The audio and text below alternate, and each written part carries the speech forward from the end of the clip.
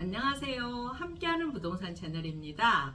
요즘에는 분양권을 가지고 있어도 다른 주택을 살 때나 팔 때 주택 수로 계산이 돼서 취득세가 중과되는 경우도 있고 양도세, 비과세가 안 되는 경우도 있죠. 그래서 오늘은 이 중에 양도세 말고 취득세 관련해서 설명을 드려볼까 하는데요. 그럼 이 분양권도 취득세가 발생을 할까요?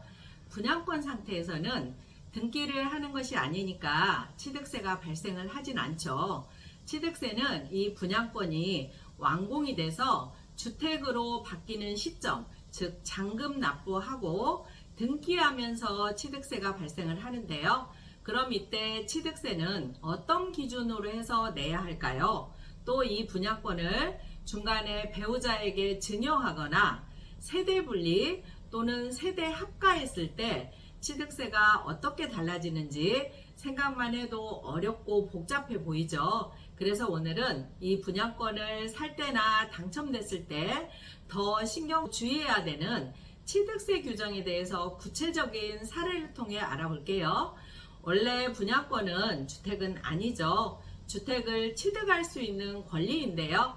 그래서 그동안에는 분양권을 가지고 있어도 이걸 주택으로 보지 않으니까 별 문제가 없었는데 2020년 8월 10일 이후에 취득한 분양권은 이제 주택 수로 계산이 돼서 다른 주택의 취득세 계산을 할 때 영향을 줘서 중과가 되기도 하는데요. 그럼 먼저 분양권의 취득 시기를 보면 분양권의 취득은 청약해서 당첨이 되는 경우도 있고 전매로 다른 사람한테 사는 경우도 있는데요. 청약해서 당첨이 됐다면 분양권 계약일이 취득일이고요. 다른 사람한테 사는 경우는 잔금 지급일, 주로 명의변경일이라고 하죠. 이날이 취득일이에요. 대신 취득세는 완공이 돼서 잔금 납부할 때 취득세를 납부하겠죠. 이때 어떻게 적용이 되는지 사례를 통해서 볼게요.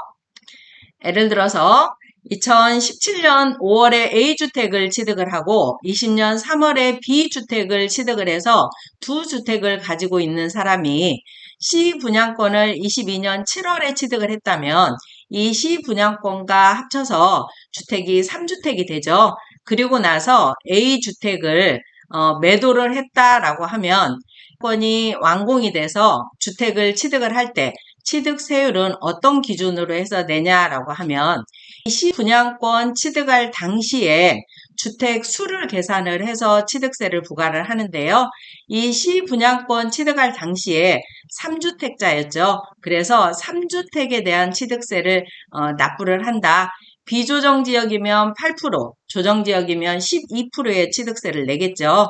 C주택 등기할 때 A주택을 양도해서 두 개밖에 없으니까 기본세율이지 않을까 생각할 수도 있는데 아니다. 분양권 취득 당시에 3주택자였으니까 중과가 된다라고 생각하시면 될 것 같아요. 그럼 이제 세대 분리해서 취득세 중과가 안 되는 사례를 한번 볼게요. 21년 10월에 분양권을 취득할 당시에 부모님 집 두 채 포함해서 세 채였는데 그 후에 소득 요건이 충족되는 자녀가 세대 분리를 한 후에 주택을 취득하는 경우에는 이 세대 판정일인 주택의 취득일에는 부모와 자녀가 별도 세대를 구성을 하고 있죠. 그래서 분양권 취득일 현재 부모 주택은 A주택 취득세 중과 여부를 판단을 할 때 주택 수에 포함되지 않아서 이 경우는 A주택의 취득세는 중과되지 않아요. 다시 말씀드리면 취득세 적용을 할 때 세대 판정은 주택의 취득일을 기준으로 하고 주택 수 계산은 해당 세대가 분양권 취득일 현재 가지고 있는 주택 수를 기준으로 한다는 거 기억을 하셔야 되겠죠. 그럼 이제 세대를 합가해서 중과되는 사례도 한번 볼게요. 분양권을 취득할 당시에는 단독 세대였는데 이게 완공이 돼서 주택의 취득일, 잔금 전에 부모님하고 세대 합가를 한 경우인데요. 이때는 주택 등기 시에 한 세대가 부모님과 같은 세대니까 이 부모님의 주택 수도 합산을 해서 취득세를 내야 된다는 거 주의하셔야 되겠어요. 취득세는 기본적으로 주민등록상 세대를 기준으로 하기 때문에 떨어져 살고 있는 자녀라고 하더라도 주소가 같이 되어 있으면 취득세 중과가 될 수도 있으니까 조심하셔야 되겠죠.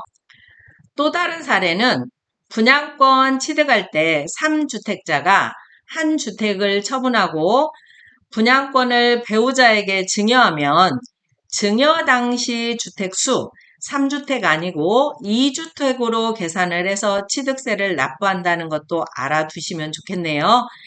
이렇게 분양권을 취득할 때 중과가 되는지 체크해야 될 사항은 첫 번째 조정지역인지 비조정지역인지도 체크를 하셔야 되고 분양권 취득일 현재 주택 수도 체크를 하시고요.